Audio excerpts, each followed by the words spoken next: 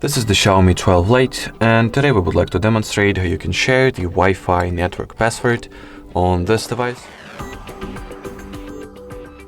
So the first step that you need to take is to swipe downwards from the status bar, so the control center will be launched like so, from the right part of it to be exact. Then locate the Wi-Fi shortcut, touch and hold on it, go for the more settings. Choose what network you would like to share the password of. I'll simply go with the network that I'm currently connected to and tap on it. And as you can see, the system will provide us with the QR code, which can be onwards used to get automatically connected to the chosen Wi-Fi network by simply scanning it.